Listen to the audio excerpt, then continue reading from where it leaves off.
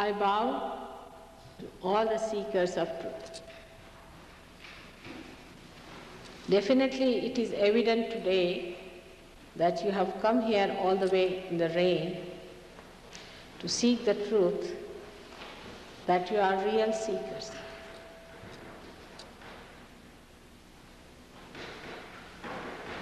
And the real seekers will find the real way.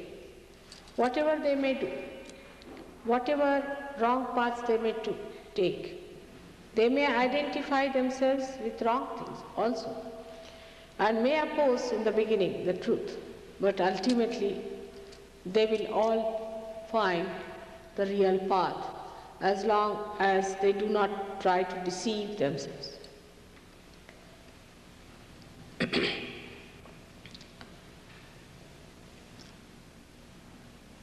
The awakening of the Kundalini is not a new thing as you people may be thinking. It has been done since 16th century back, where it is said Indra, the god king, was given realization. So you can imagine that is called as Chidendra. Means the Indra was made a hole here. And there's a place where it was done in India. It's a very ancient thing, and at the time of Rama also, there was a fellow called Nachiketa who came to Rama's father-in-law, Janaka, and asked him if he could get his self-realization. And the father-in-law said that you can ask anything but not for your realization. He said, no, I don't want anything else but realization. And they say that he put him to test many a time for years, and then he was the first who got realization at the time of Sri Ram. It is very interesting that how this system of self-realization was kept more or less exclusive and rather secretive, because the people would like always to use this method to make some money out of it. That they would not respect the reality and would learn, say, about few chakras, Kundalini, this, that, few words, and start selling books or posing that they are born again and impressing others with it, and try to make some cults or some sort of groups, just forming into some falsehood. And that is the reason this was kept quite a secret. But on the right-hand side of the seeking, they tried to find out the ways and methods how to initiate the elements within us, the causal of elements. First to initiate the causal of the elements by which we could control the elements for our own purpose. This was one way where they called it as the yagya and all that. And that's how the Vedas were written. Veda means vida, means to know. These were written to say that you have to know. And at the very beginning of the Vedas, it is written that after reading this book throughout, if you have not known the truth, it is of no use to you. The very first stanza says so. So the whole thing was done with that idea. And in the ancient country of India, they started working on the right side to know the subtle body or the subtle deities of all the elements so that they could master the elements. This was first idea. On the left-hand side, they started another kind of a search in believing that there is God and we have to ask the help of God. And they started praying first to primordial mother, because in every religion there is a place for the mother. There is no religion which does not believe in the primordial mother. You can say that at the time of Muhammad Sahib, he didn't talk much about it because the time was such. But his own daughter was an incarnation of the primordial mother, whose name was Fatima. And the two sons that were born to her are the sons who came on this earth also as Mahavira and Buddha. And they were born even earlier. Like that, they were born again and again as there's two elements as the disciples, as two disciples. And you can see if you read their life, their character, their behavior, you'll be surprised how these two characters have been born again and again in different times to suggest two personalities of two types who have been seeking God and who have been trying to understand God through their personality as disciples, and how they reached a conclusion after taking a kind of a position in life. Now, for example, Buddha preached that there should be complete non-violence, and also Mahavira said so, there should be non-violence. But they carried it to such an extent that Mahavira's disciples started saving the bugs. They would get some bugs from the village, put them in a hut, and put a Brahmin inside that. Fanaticism had reached that stage.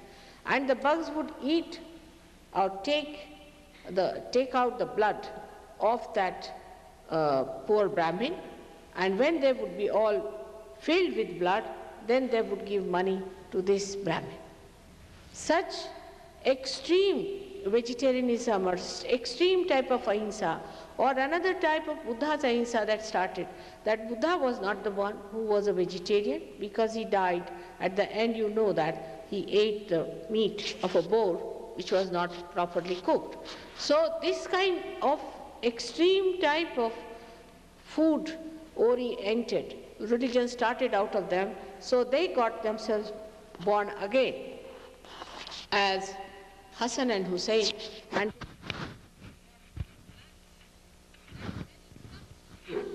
righteousness, when it comes to the time, not a person who is a religious person. So the idea of all these people was in such a way that the time at that period was such and such, and at that period this was the proper thing to be done. Now we can see the example of Christ is, Christ came at a time where the Son of God had to manifest. And he came at a time where he had to forgive. And he had to show to people how stupid they were to crucify, so that they could repent for what stupidity they have done. And that's how he came on this earth. But when he will come again, he is not going to come in that way. The second advent of Christ is going to be a very serious one. When he will come, he will have 11 destroying powers. With that, he will destroy all that is useless, all that has gone wasted, all those fanatics, or whom they call Christ, I won't know, he's told that very well. All these things he is going to absolutely finish off.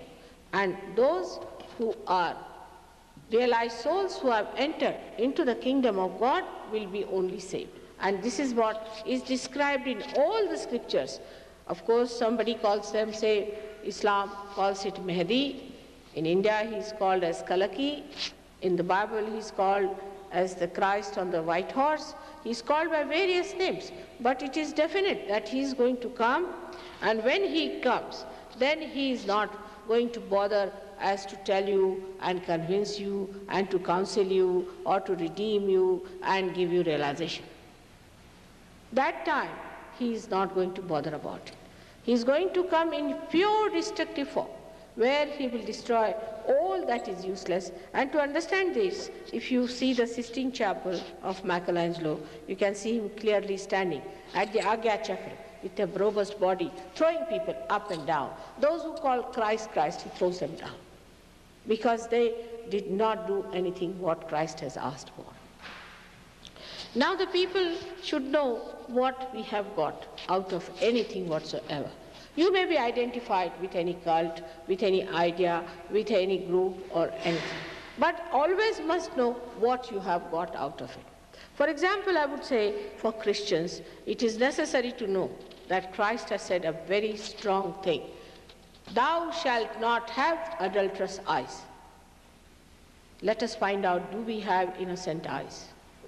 If we don't, we are not Christians. How do we have innocent eyes? How do we develop our innocence is the problem. And to develop our innocence, we have to awaken the Kundalini. When the Kundalini is awakened, the first center of innocence is awakened. At that time, all the excretion work of the body just stops. And this center of Muladhara informs the Kundalini that there is somebody who knows the job and you can rise. Then only the Kundalini rises. This center of innocence is first awakened within us. If this center finds that the person is anti-God, he is anti-Christ, he is a man who is a devil, or any sort of a thing, it just does not allow the Kundalini to rise. I have seen people with absolute frozen Kundalini. I have seen people who have nothing to do with Kundalini. We can say they are just like devils, and they have no way that they can be realized. But 99% people in this world are excellent people, good people. And out of them, I think at least 30 to 40% people are seeking God. Not all. Some are seeking money, some are seeking power, and some are seeking some personal indulgences. But there are definitely true seekers on this earth, and these 30% people are, or 40% people are the most important people from the God's point of view. You might be anything. You might be having any organization. You might be having any position in life. You might be any great personality. Makes no difference to God. What is important is that are you seeking? If you knock, the door will be open, has been promised. But if you think you have already achieved it and that you are there, how can it be worked out? So one has to be humble about it and allow the Kundalini to rise in its own glory, giving you your real beauty. Now the thing we have to know that as the Kundalini ascends, we also start getting powers. The first power is that of innocence. Innocence has a power above all other powers. It's the most powerful thing. But in the human beings, it takes time for innocence to be awakened in the full way. It takes time. As a child, they have the innocence. And in childhood, if they get their awakening, that's the best thing that can happen to human beings, that in childhood only they get the realization. But as soon as you start growing, your attention starts going either to the left or to the right. You start indulging into all kinds of things as far as your sex is concerned, as far as your seeking is concerned, and you then jump on to some sort of a wrong thing which you should not have done. And that's how the first center gets lost. An innocent person is looked after by angels. Such a person has no fear of anything. He is not bothered. He is never violent. He is never hasty. He is never in a temper. He is so peaceful, and he knows that what he is doing is the right thing. Such a person stands by righteousness. Like you can see in the life of Christ, is a very good example. That very Mary Magdalene was stoned by people. He stood up and he said, among you who has done no sin can throw the stone at her. Actually, Christ had nothing to do with a prostitute. He had no relationship of any kind with her. She is a prostitute and he is the Son of God. But at that time he did feel that she has a right to exist, because those who are stoning her are the people who have committed also sins. Only she is a person who is exposed, and he stood by her. And that is what happens to a person who is innocent. He is fearless. He has no fear of anything, because he knows that he stands on truth and on innocence. Such a person also has a capacity to bear up lots of nonsense, to laugh at lots of tortures and troubles people bestow upon him. And the greatest thing of innocence is that it gives you discretion. Such a person is immensely discreet. He's so wise. He may be a little child, he may be a grown-up person, he may be a villager, he might be educated, he might be uneducated, but he's so wise that he sees what is right and what is righteous. And this is the greatest quality of an innocent person, that he's very discreet about everything. His discretion is just like a straightforward hit. He doesn't have to think, he doesn't have to bother. Whatever he decides is absolute discreet, and he doesn't have to have choices. He doesn't go on choosing people, he doesn't go on choosing things. He said, this is the thing, finished. So such a person becomes absolutely dynamic, because he doesn't waste any energy, he doesn't waste his brains, he doesn't waste his arguments with anyone. If he thinks the person is worth arguing, he'll argue, otherwise he'll say, all right, you are clever, go ahead. This is the understanding of a person who is completely discreet. Like there was a very big joke about it, that there was a man who was going up the road, up the stairs, and another one was coming downstairs. The one who was going up the road was a wise man, and the one who was coming down was not a wise man. So he tried to be aggressive, and he told him that I will not move for you because I don't move for fools. So the other one moved on one side and he said, I do.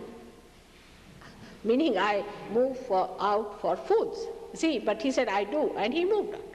So he has such a discretion how far to go and how far not to go. Now I will give an example how in nature you can find this very easily. See, the root has a little root cap. It's a very, very small, minute thing. You have to see through the microscope. Now this root cap is a wise thing. It goes in the soil. It sees there are some stones, so it goes round the stones. Then it finds there are boulders, it goes round the boulders.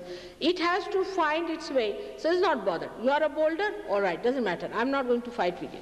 It passes through that, it goes directly to that place where it has to arrive.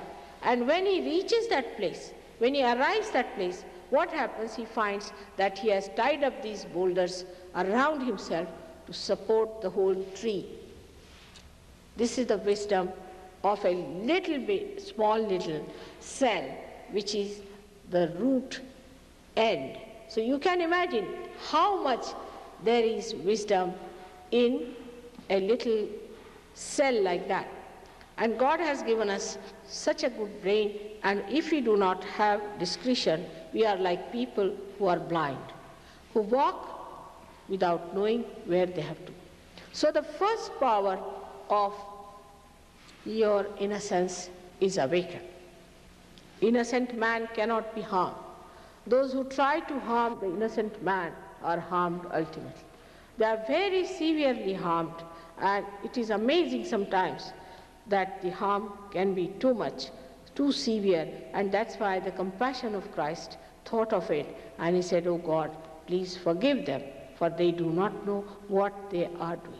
Because it could have been that with the Father who is so wrathful, they would have been all destroyed completely. So the way he said, forgive them. Because I do not want that these people who are ignorant people, who have tortured me like this, should be destroyed. This is the sign of innocence. Then the second chakra, when it is awakened within you, you have a special quality of creativity.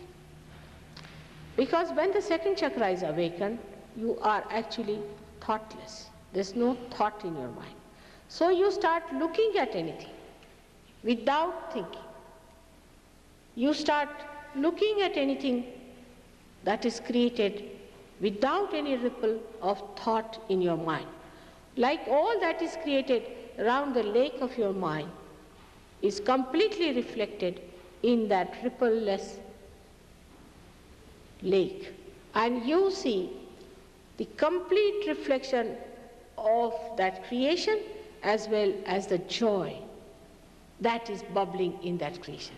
So your creativity becomes tremendous. You start seeing things but not thinking about it. Now see, if you come to this hall and you start seeing something, you like it, then you start thinking, oh God, this is a beautiful thing, but how much it must have cost, and now how old it is it going to last or not, is it insured or not? All sorts of funny ideas will come to you, and you'll never enjoy what it is. But supposing you have no thought about it, you just watch it, you just see it. What happens? The creation that of the artist who has created this beautiful thing, the joy of that creation that the artist had, who might be dead now, you start enjoying that joy. The whole thing can be filled in you with that bubbling joy that he wanted to put there with his own heart. And that's what happens because there is no thought. So the creativity becomes tremendous. But it's not only that the creativity is tremendous, but your techniques improve. For example, a musician can become a tremendous musician. People who have never done any work can become extremely powerful. We have somebody here from India. The other day he was telling people, because he gave one of the lectures, that I had never seen what is wood is. I did not know what was teak, what was other wood and all that. And he had no job when he came to me. And he said, now after realization, what job should I take? I said, you take to interior decoration. And he got a shock. He said, I don't know what wood is. How am I to take interior decoration? I said, you can start feeling the vibrations. You just do it on the basis of vibrations. And he did it, and he made a big money out of it. Because, as I told you the other day, whatever is absolutely beautiful you think has nothing in it but has vibrations. It has a coefficient which gives you vibrations. Like Mona Lisa now. We like her Mona Lisa. According to modern standards, she cannot be a beauty because she was a very plump lady, an elderly lady. But today also, if you go there, you cannot see her painting. It's so crowded. Everybody is anxious to see Mona Lisa. And if you go and feel the vibrations from distance, you will get vibrations from. Because the coefficients of her body, face and everything is made so well that you get the vibrations.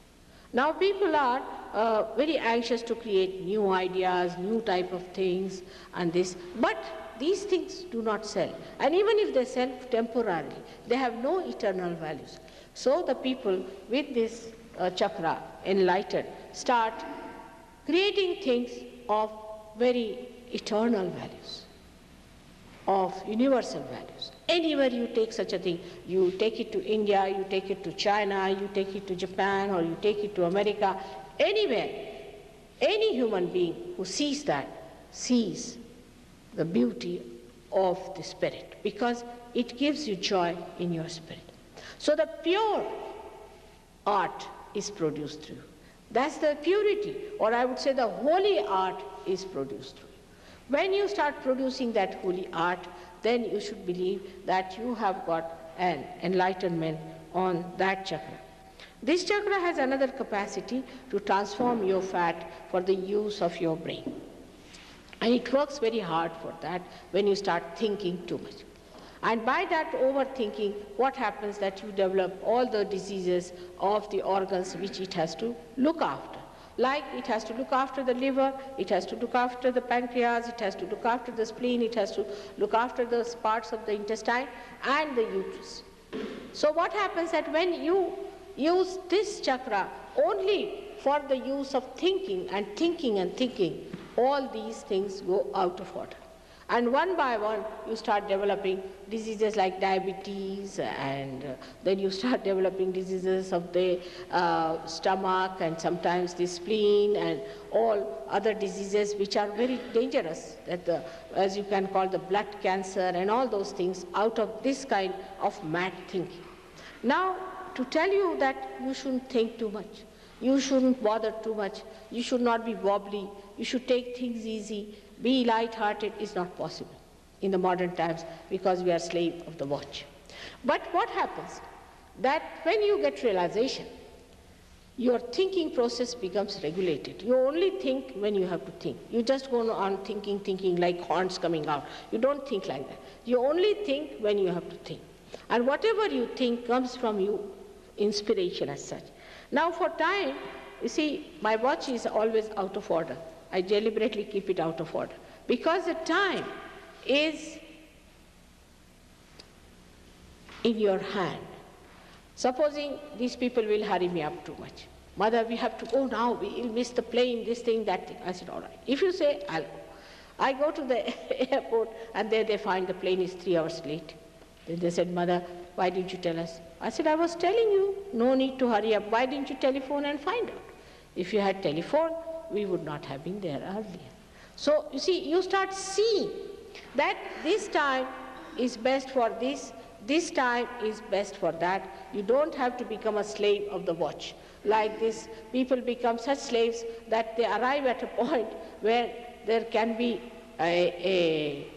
some sort of a wrong thing happening, or maybe that you reach the place and you have to wait for 4 hours. You have to do all kinds of arrangements to make yourself comfortable. Or sometimes it so happens that you quarrel with your wife, quarrel with your husband, quarrel with your children. Oh, we are getting late, we have to be on the time. All this madness comes to people because they have not got their realization. Once you get realization, you station down. You are very much at ease with yourself. You don't hurry others and you don't trouble others. Like small things, how much we trouble by our worries. You see, human beings will go on saying, I am worried. But what's the use of worrying? Now, if I tell you don't worry, you cannot stop it. But once the hole is made here, which we call the Brahmarandra is opened, then there's a hole out of which the worry comes out. And then you just cannot worry. Even if you want to worry, you won't worry. Because somehow or other, you go beyond that nonsense of worry. In any way, mentally, I cannot convince you that you don't worry. But once you get realization, you will be amazed.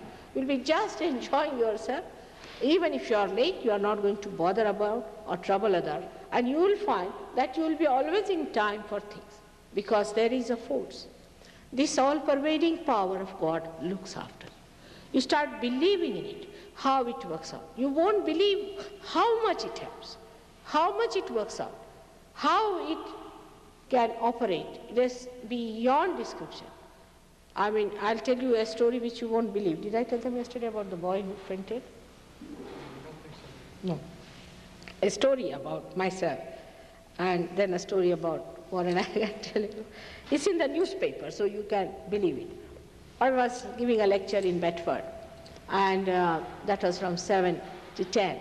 And about 8 o'clock, a boy fell down somewhere, about, I don't know, 10, 15 miles from a bridge. Very deep down, he fell down from his motorbike. And they sent for an ambulance. They got frightened. They thought this boy must be dead. She fall down to this extent. So the ambulance came in, and when the ambulance came in, this boy just walked up, and he came up and he sat in the ambulance. So they said, how are you? He said, I'm all right, nothing wrong with me. So he said, but nothing happened to you? He said, no, I broke lots of things.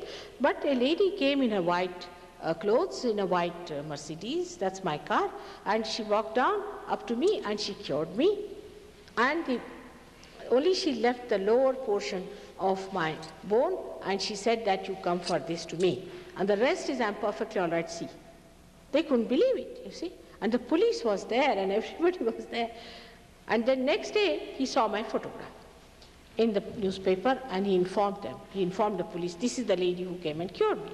So they telephoned our people and asked them, did she pass this way that day? They said, that time she was just giving lecture before 600 people. She was not there. So they were quite amazed how it has happened. But it can happen.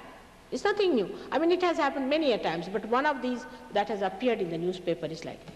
Now, how does this happen? God has got wonderful television also. Perfect. It's so systematic. It's so scientific. How it works, that for that, you have to just see and wonder. He has got telecommunication.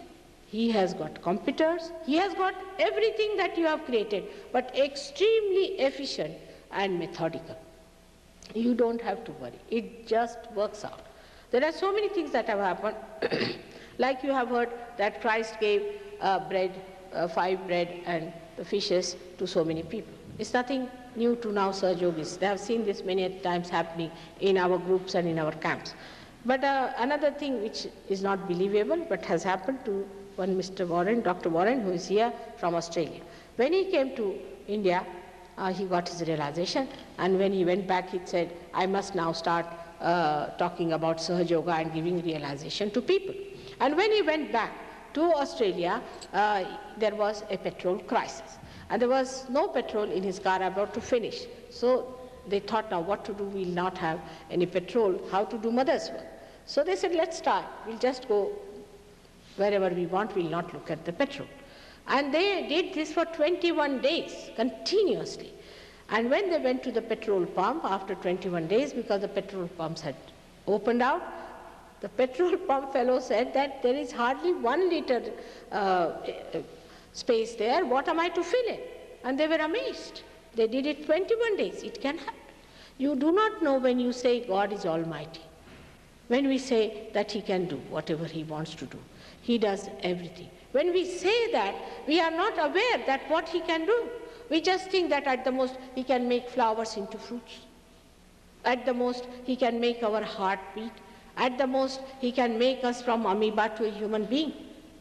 But just think of it, how far he can go and how capable he is and how full of compassion he is for his own creation.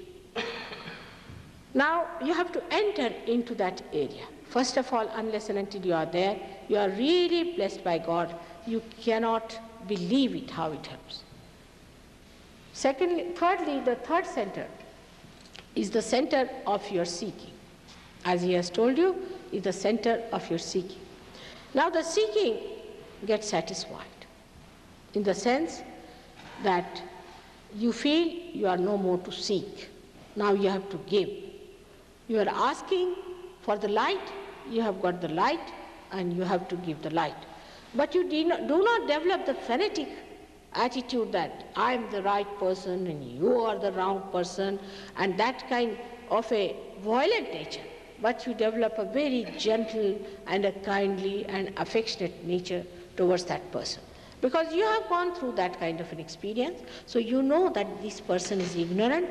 Gradually, when he will see the light, he will understand. So you don't force your way onto him at all. On the contrary, you allow that person to slowly take to it and awaken his kundalini and see for himself, so that he should certify himself. You don't force him to say things. You do not organize him. You do not make him a member. You do not take money from him, nothing. You leave him alone. If he wants to come, he can come. If he does not want to come, he need not come. In Sahaja Yoga, we have made it compulsory that all the centers we are running, no young boys should come who are below age without the permission of their parent, even to visit, leave alone living there. So that's how we allow only those people who are grown-up adults to come with their own wishes. They are not to be forced. If they want to go today, we'll say, all right, go just now. There is no compulsion on anyone, because one thing you must know, that you cannot compel as far as your self-realization is concerned. Because it is of no use. It has to come through your freedom, through your asking. Otherwise, we cannot work it out. Unless and until you ask for it, we cannot do it. It is an impossibility. So you must understand that I cannot force you to get realization. It has to work out. If it works out, you are a lucky person. I cannot guarantee it. If it works out, that means it's your own. And if it has not worked out, and if you want to work me out, or anybody to work it out, they'll work it out. But it cannot be guaranteed, it cannot be promised. So your seeking stops. And what happens, that you start looking at yourself and seeing your own glory and understanding your own powers. Get yourself cleaned out, and you want to give others that solace that you have got, that realization that you have got. So I always say that I am the greatest capitalist, because if I have all the powers, I am the greatest capitalist, and I am the greatest communist, because I cannot live without distributing. I must distribute. When we talk of capitalism, what do you have? These stones. What do you have? What do you distribute? The stones. And what are you, a communist? What are you distributing? Only stones. So there is nothing to be proud of these worldly possessions. What you are to be proud of or to be conscious of is your spirit. Spirit is the only thing that can kindle another spirit. I have not seen any matter can kindle that joy in anyone. At the most, if you give some matter to somebody, at the most, that is the only advantage of having some material thing, is that you can give away, that you can express your love through some material things. But otherwise, the matter has no value of any kind. But spirit has absolute value, because it can kindle light into another's life. And there cannot be anything better than to be given to anyone else. No amount of money, no amount of empires, nothing can give that which is the spirit, because the spirit is the ultimate. After that, you don't seek anything. That's what is the Kundalini, is the true desire which wants to become the reality, which wants to become the divinity. To get divinity within you is the highest thing, and that's what, once you get, you don't want anything else. So the seeking starts improving. Around the seeking are the 10 commandments, we can say, or the 10 primordial masters. There are many others, but the primordial master, the 10, who came on this earth one after another to teach us how to balance ourselves. After realization, I have seen people automatically balance. I don't tell them anything about 10 commandments. I don't say don't. I never say. I said you get your realization. Once they get realization, they just start behaving in such a manner that is extremely righteous, extremely balanced, extremely holy. Such a person becomes immediately rid of all the horrible habits they have, all the enslavement of passion and lust and greed. Everything drops out just like that. And like a beautiful lotus, they come out of that mire, that darkness, into light. And then in the light, they see it so clearly that this is not the thing that I can have. This is not the thing that I can wear. And immediately they give it up. That's how you become a new personality.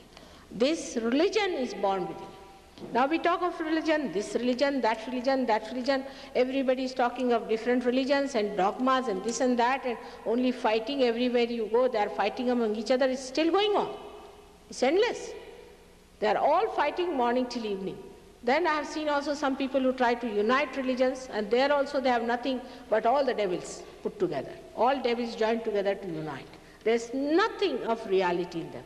So the people are puzzled. What is happening to religion? These organized religions also can be very dangerous. They can put you into such norms that you can really get absolutely brainwashed. And you start believing that what you are doing is correct, without understanding why are you doing it. Most of the things tell you this is a mystery, that is a mystery. Then what are you doing then? If it's a mystery, it is better you give up. But they'll just brand you that this is mystery, that is mystery, you have to accept. But what is the advantage of that kind of a life? Nobody wants to see.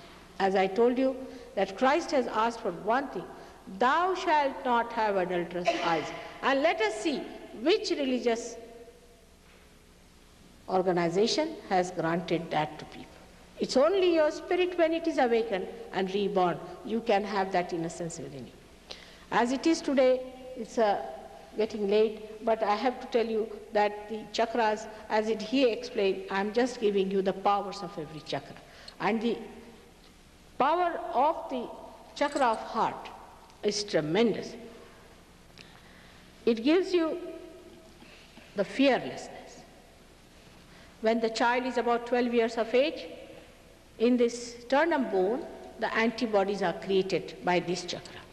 And they are sent all over the body to fight the disease or any kind of an attack on the personality. Now, these are actually looked after by the deity in that center. And this deity, when gets the message, she informs all the antibodies that you have to fight. And all of them will go at that point, join together to fight the enemy of life, enemy of God. Like now we are having, now I'm here, and Americans are to be realized, and we have to do something about America. And knowing that how America is important, I'll tell you where America is in this body. People from Australia, from India, from France, from all over, have come down here. All the way they have come just to give realization to Americans. All of them, I never forced anybody, I never asked anybody, they just came forward, Mother, we are going to go with you and we are going to do this great work of realization to people of America who are seekers. They all have come on their own, spending their own money, and they are doing this work with me. So you can imagine what a great attraction it must be. What a great attachment it must be for the seekers of America, that they have come all the way. They are all people on big jobs. Some is a doctor, another is an architect, another is this. All of them sacrificing their money, everything, time, have come down here to be with me for these 2 months to work for America. From all over. We have some people who are actresses in the English drama, or some are directors and things like that. They all have come here. In your Boston, we have at least, I think, 10 people from 10 countries. So you can imagine how is the whole attention, the priority. This is the important thing. They must get realization. They do not get any money out of it. They do not get any reward out of it. Only the satisfaction that so many have got realization. The more the merrier. When they see more people coming, getting realization, you must see their faces. They lit up. This kind of a personality people have not seen. I had one bishop who came to stay with me in my house in London. And when he saw Sahajogis, he said, this is a rare caste and community. I have never seen such a. So I've been telling people to do little things in life. They cannot do it, and look at these people. How beautiful they are. I can't believe how can they be so nice. Because your spirit is beautiful. The spirit is glorious. And when you become that, automatically it starts manifesting its beauty. You don't have to tell yourself, you'll be amazed at yourself how you have become so beautiful and so good and so nice. So this quality of fearlessness comes to you because your antibodies are completely charged with the power of the spirit. And you start understanding what sort of a disease is coming, what sort of an attack is coming, and your body knows how to fight it. You know how to fight it. And when you know that, you are not afraid of any disease whatsoever. Even it is cancer, anything. People know how to fight it themselves and for others. Now the higher chakra is of Vishuddhi chakra. And this chakra is what America is. In the universe, this is the chakra, Vishuddhi chakra is what America represents. Because America has a responsibility. This center has the responsibility. When they raised ahead human beings, then this center developed the responsibility to be human beings. And the responsibility of spirituality lies on the shoulder of Americans.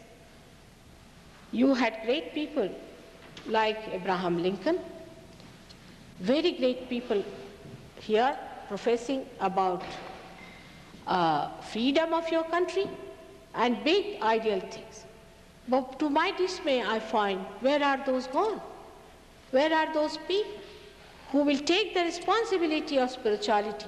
They are lost with fake gurus, they are lost with cults, they are lost with all kinds of things. And where are they? It's such a sad thing that the responsibility which was on the shoulder of Americans has been not properly tackled at all. But now the time is, though we start slowly, let us take up the responsibility and see for ourselves what we can do for our countrymen, for our people, and on the whole, for the whole world. You can do a lot because that is your speciality, that is your job which has to be done. Now this chakra gives you the power to be the witness. First power you get, that you become the witness. Witness of everything. The whole thing becomes like a drama. Like you are in the water and then you suddenly come in a boat and you start seeing the play of all these waves. You are no more afraid. You just start seeing it as a drama. You become a witness. The second thing that happens to you with this, that you become collectively conscious. Your hands, if this chakra is good, start feeling the cool breeze, start feeling the chakras of yourself and chakras of other people. With your hands, you can cure people. With your hands, you can raise the kundalini. With your hands, you can give realization. These hands become powerful things. Even the movement of these hands has a meaning. Everything has a meaning. Whatever it does, little fingers, they all have a meaning, and because they get enlightened. Muhammad Sahib has said very clearly, at the time of resurrection, your hands will speak. Now, if you talk to any Muslims, they will say, we have never heard of resurrection day. While in the Quran, if you see, most of it is dealt with resurrection day, and the doomsday is very little. But people will talk about the doomsday because they can frighten others with that and have their own cults and own things. But actually the resurrection day is the most important thing, and for which Muhammad Sahib has clearly said the future. He didn't say that I'm the last, now nothing is going to happen. He said at the time of resurrection, your hands will speak. And that's exactly what happens, that you start feeling others on your fingertips. You know through your fingertips what centers are catching in another person or in yourself also, and immediately you start improving it if you know how to do it. And that's what you have to learn, is the divine technique, the true knowledge of how to handle this power of divine love that is flowing through you. So this center is very important, I think, for Americans. It has one side by which people are aggressive. When they talk big, they bump shots, they are ego-oriented, they try to suppress others by their speeches and try to dominate others when they talk. These are the right-sided people. The other side are the left-sided people. When they feel guilty, they think they have done this wrong and that wrong, they should not have done this wrong. Actually, I've seen that in America, most of the people have problems here. Most surprising. They are all the time shaking their neck like this, all the time. In my program also I've seen. They have always a problem here. The thing is that they have a greater responsibility to keep this center the best by keeping the responsibility of spirituality quite the highest priority. They should have the highest priority. But what you find, that all the people are coming from all over the world to help the Americans. A day should come when the Americans should go all over the world to give realization. And I'm sure that day will come one day when you will grow up to that sense of responsibility, when this center will really stand up as a spiritual personality. Now the higher center is of Agya Chakra, which he has told you about, is the center when you get realization, and when the Kundalini rises above that, you become thoughtlessly aware. Now at this time you get the power, first of all, of curing people. If you touch somebody, he's cured. If you say something, that happens. If you go in the house, something good comes in that house. Auspiciousness starts working through you when this center is open. But one should not leave at that center, because if you start moving on to the left or to the right, you'll get into problem.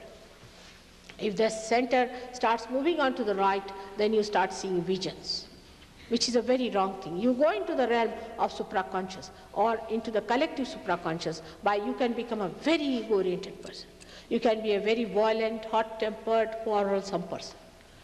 Actually, Hitler used this.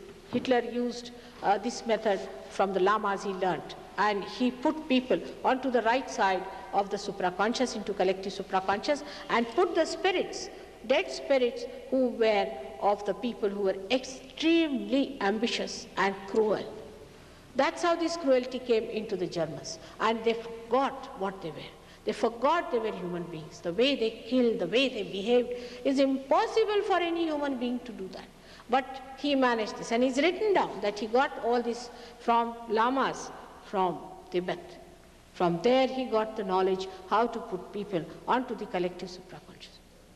Now the people who can go to the left side also start curing people. They start, in such a company you might just get stunned. If you face such a person, you might just get stunned, or you might get a kind of a complete attraction for such a person. You might get completely under the domination of such a person. You might surrender completely to such a person, and you will not know what you are doing till that person has completely destroyed you.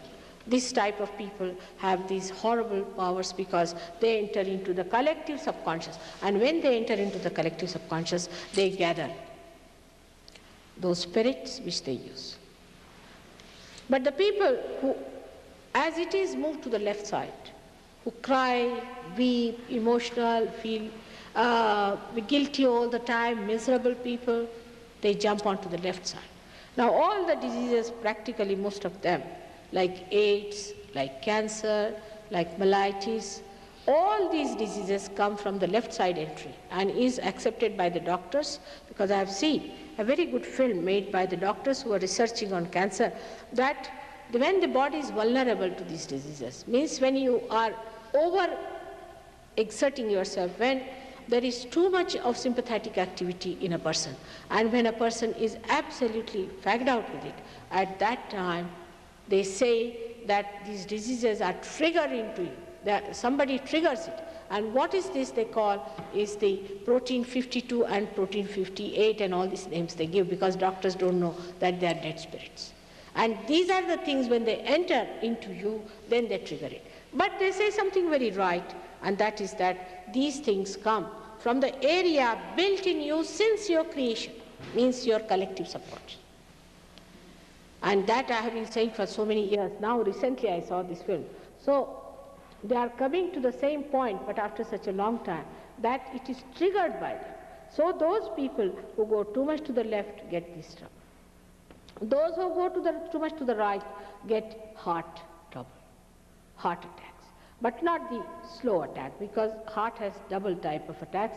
It can be a slow heart or it can be a fast heart. The people who go on the right side have everything fast. Liver is moving fast, everything moving fast, is such a speedy temperament. Because they are so speedy, in the morning they'll get up, now I have to go to the office, and they'll be taking the breakfast in one hand, putting one foot in the trousers and another hand into the coat, running to the car, and there's a big another jam coming up, and then swearing at everything, and it's a mess throughout. And the whole body gets messed up. And when the whole body gets messed up, then what happens, that your speedometer, which is the spleen, also goes out of order, and you develop a funny type of temperament. If you say them that we have to go now to the airport, you see them absolutely gone. If they're wobbly, the whole machine goes off. You don't know why. If you ask them, oh, I have to go to the airport, so what? Even the name of airport can put people like that. So they become absolutely uneasy people. And this kind of thing when happens, you see, you are in for trouble. You are very much in for trouble. And this is to be balanced and put right through your Kundalini awakening. Now this center, as you know, is the most important center, because this is the gate to the kingdom of God and is governed by our Lord Jesus Christ, who is the embodiment of innocence. Here he does not incarnate, there he incarnates on this earth. Now his crucifixion was fixed, and he was to be crucified to show that he is eternal life which does not die. He is Chaitanya, he is made of these vibrations. So he could walk on the water also, and he could pass through that tight closeness of these two balloon-like structures, ego and superego, and could settle there to establish that center for us, which is called as the Agya Chakra, which controls your ego and superego both. But most surprising, the people who are, say, Catholics are the people who use their superego. They get conditioned very much, this should not be done, confessions, weeping, crying, unhappy, we have to be miserable. Why? Christ has been crucified for you. He has suffered for you. Why, if you have accepted Christ, you should be joyous, only to be awakened Christ so that you get your realization. That's all. What is there to cry? If they are, say, Protestants and all that, I took my birth in Protestant religion, and many Hindus and Muslims ask me, Mother, why did you take your birth in Protestant religion? So I said they are very sophisticated fanatics. because they rationalize everything. They rationalize God, they rationalize every dogma, everything. It's such a thinking going on there. So it is very difficult to push them back that God is not thinking. God is beyond thought. God is beyond your mind. Mind is limited. You have to go beyond that. And that's why Christ crossed that limit by his resurrection. So his message is his resurrection, and his resurrection has given us a special quality that once he's awakened within us, both these ego and superego are sucked in by him. That means he died for our sins, so that he sucks our sins, our karmas, everything sucked in, and this opens out. Once this opens out, the Kundalini comes out. And this is what he has done such a great work, that he has died for our sin, and when he is awakened, both these institutions are sucked in, and you become egoless, super-egoless. You become deconditioned automatically. Now, this great incarnation was called as Mahavishnu and is described in the ancient books about 14,000 years by Markandeya. But people could not relate it to that, because when Christians went from here, they went in a different mood. It was a political stunt. You see, they carried a gun in one hand and a Bible in another hand. Such people could not communicate with other people who had everything with them, and they never read those books. To them it was all prohibited. Bible is too small a book to contain a character like Christ. He was too great a man, and we should have gone all out to see what he's described in other scriptures, how he's talked about. Let us find out. We should have been open-minded about it. Instead of that, people just laughed and mocked at all these old books, the scriptures, and they thought they are the wisest. This is the worst part, is that the ego thinks they are the highest, they are the best. They can do what they like, and that is how they lived. But thank God now people are realizing that we have missed the point. We have definitely missed the point. So we have to see what he was before he came on this earth. In the heaven, how he was created, how he was Alpha and Omega, what was his own nature, for what purpose he came, and why he died, why he was resurrected, why this drama was to be carried out. For this, only 3.5 years of Christ cannot explain, and people cannot tell us why all these things happen. We have to keep a very open mind about Christ, and we have to see with our own eyes how it works out. In Kundalini awakening, you'll be surprised, when the Kundalini stops here, and this chakra is closed, then you have to say the Lord's Prayer, everywhere. Whether you are a Jew, you are a Muslim, you are a Hindu or a Christian, from whatever community you become a yogi, you become a realized soul, you have to say the Lord's Prayer, because the Kundalini won't rise, and that is one of the greatest proof that Christ resides here.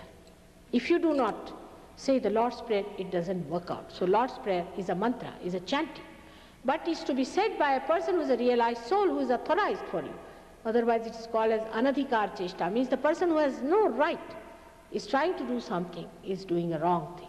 So those who are realized soul, when they say this mantra, then this center is opened up, Christ is awakened, and you are allowed to see, allow your Kundalini to pass through it and enter into the realm of this limbic area where is 1,000 petaled lotus remains. Now this petal then opens up because of the pressure being reduced of the ego and superego, and they are in different beautiful colored flames. The outside starts with just like from Vibgyor, if you take it from Vibgyor in the same way they start, but very slowly moving, and the end ones are like crystal. Crystal, absolutely like crystal, they're shining. And when the Kundalini comes out of it, you see the whole thing opened out. The whole chakra opens out. This is a very important center which has to be opened out, because here all the 7 centers are there. For example, we have got here at the back, if you start here, from here if you start, is the Muladhara, and then around it is the Swadhisthana, and here is the Nabhi, and then it is the heart. See now, this is the hole which has to open, and this is the heart. Means if there is a dirty heart, if there's a closed heart, if it's a tired heart, if there's a sick heart, then this doesn't do. So in the heart resides the Spirit. And that's why this is the seat of the Spirit, but it resides in the heart. So when this opens out, this flower-like lotus opens out, then the Kundalini rises in her own glory, and you get your realization as you got it. Now, as I told you, it is the beginning. In the Bible it is said, I will appear before you like tongues of flames. And you can see it, I see it every day, the beautiful tongues of flames. But you can't see it because you are in it. Whatever you see, you are not. So you have to first become. Once you become and you grow into that, then you can also start seeing. But just now you have to become. Supposing you see the light, means you are not the light. If you see anything, you are not that. So the question is of becoming, of actualizing, and growing into it, and knowing about everything that you do. Everything should be knowledgeable and should be understood, should be logical. I hope it works out in this place. I have told you all about chakras. Tomorrow, what to do about after self-realization, I'll tell you. And we'll have another session here in this hall. Luckily, we have got it, and we have decided to have one more program tomorrow. I hope it will be nice tomorrow and it won't rain so much. So call all your friends. I'll tell you what is to be done after realization, what is the situation. So may God bless you. Thank you. Friday night, Sri Mataji. Yeah, tomorrow. Friday. I'm sorry, I don't know what you will tell me.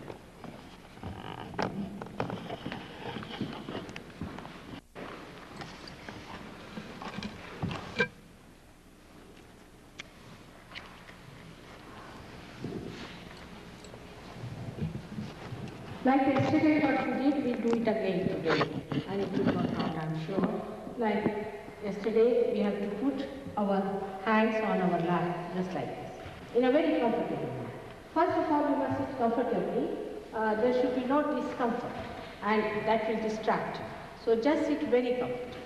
And everyone should do it. There's nothing special or anything, but you must try to do it and achieve it, because it's not proper not to do it. When there's a chance, you must do it, and it won't be good for others also if you don't want to do it. It's nothing too much for you to do. It's very simple. So put your left hand towards me like this, and the right hand you have to use, because left hand is the power of desire and the right hand is the power of action. As I told you yesterday, that in a village of 6,000 people, I need not do anything like that. Just when I stand up, they get realization, because they are very simple people in a village. But here people are quite complicated. They have problems, self-created, society-generated, the atmosphere generated, all sorts of things are there. Doesn't matter. So we have to little bit nourish our different centers, which is a very easy thing to do. And as I told you, try to follow. Now you have to close your eyes and not to open your eyes because of the Agya. That's very important. Because if your eyes are open, I find it difficult to raise your Kundalini. You have to keep your eyes completely closed. It will help your eyesight also. So keep your eyes completely closed. You don't have to open till you are told to open your eyes. So you don't have to worry at all. If there is anything tight in your body somewhere, just loosen it a little bit. It will be a good idea, so that you don't feel uncomfortable. There's nothing dangerous happens, never has happened. At the most you may feel little hot in the hand, at the most, doesn't matter. So now please close your eyes. Just close your eyes. Put both the hands on your lap towards me. Straight your fingers, stretching towards me. Just put your hands on your lap, stretching. Now put the right hand. Left hand has to be fixed as it is, all the time. Now the left hand is to be stretched towards me. Stretch towards me, not towards your own hands, but towards me, straight. Now the right hand has to be lifted and put on your heart. Just put it on the left side on your heart. At this point, with all sincerity, you have to say, or ask a question 3 times. Mother, am I the spirit? With full confidence. First of all, you should not feel guilty at all. Forget the past. Forget the past. Please forget the past. Just now we are talking about the present. So just say, Mother, am I the spirit?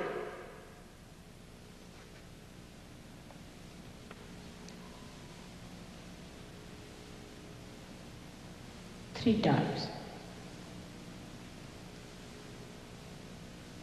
With full confidence, ask question.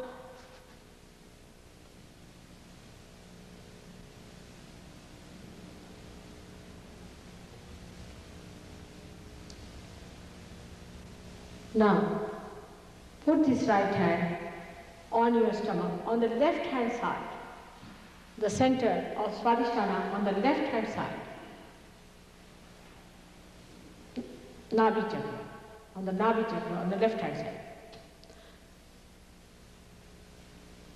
This is the center of the primordial master within you. And as you are the spirit, you have to say with full confidence, Mother, I am my own master. I am my own guru. You have to assert. So that if you have been wrong gurus, fake gurus, all kinds of cults, it will all disappear. Please say it 10 times. Mother, am I my own guide? Am I my own guru? Am I my own master?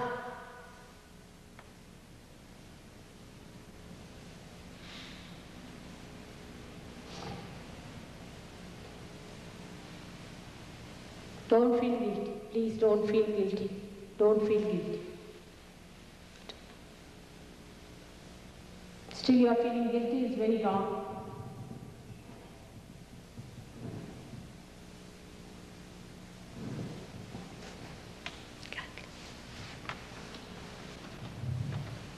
Now, put this right hand down below on the stomach. Down below the stomach is the Swadhisthana on the left hand side. At this point, you have to say, Mother, make me the master of the divine art or divinity. Mother, I want to be the master of divinity.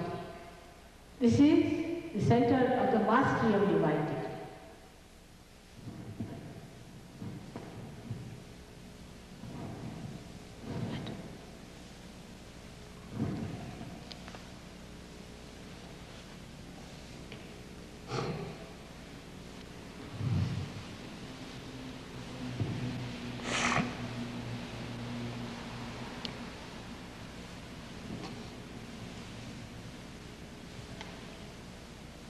Please say this 6 times.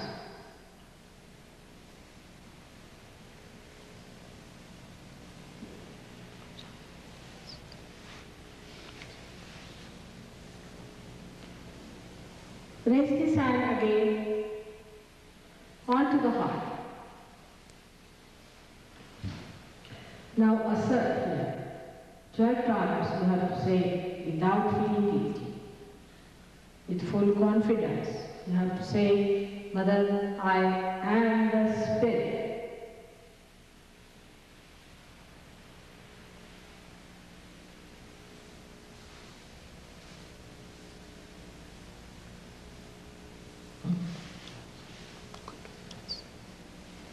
Should be.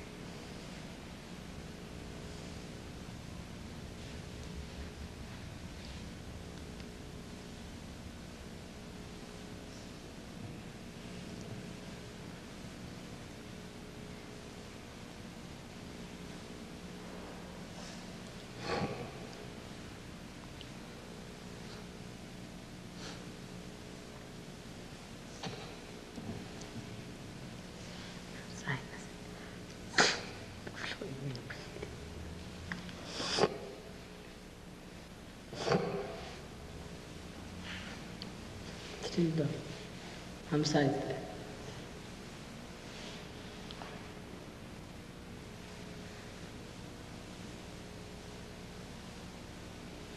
Now please put this right hand on the neck.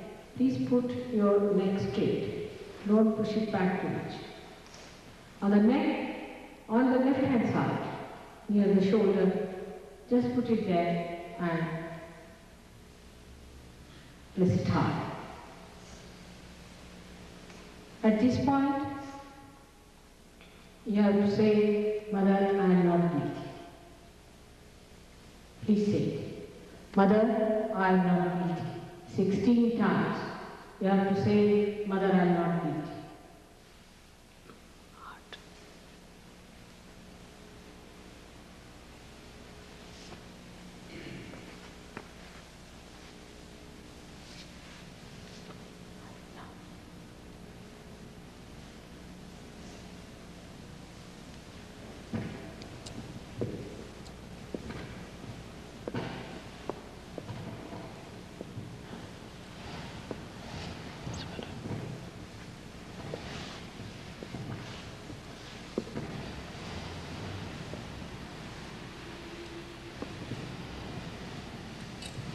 Yes, it's good.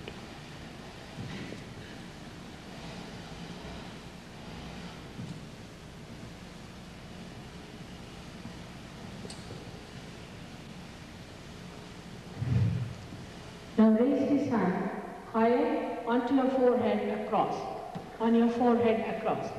At this point, you have to say, Mother, I forgive everyone.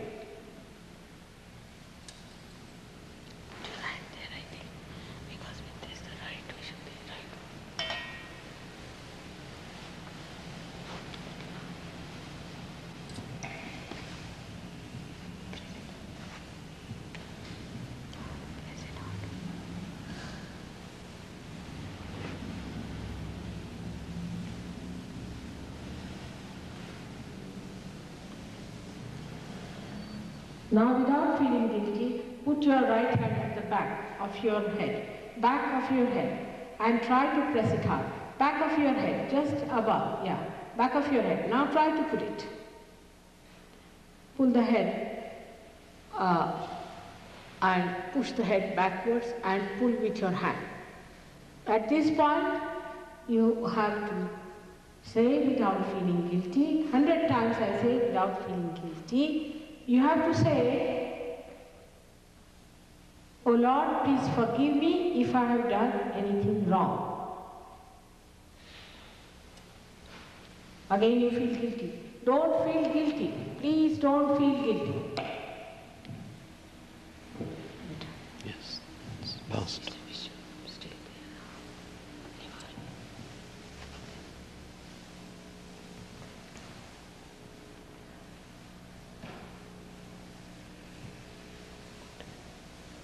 Now raise your hand on top of your head.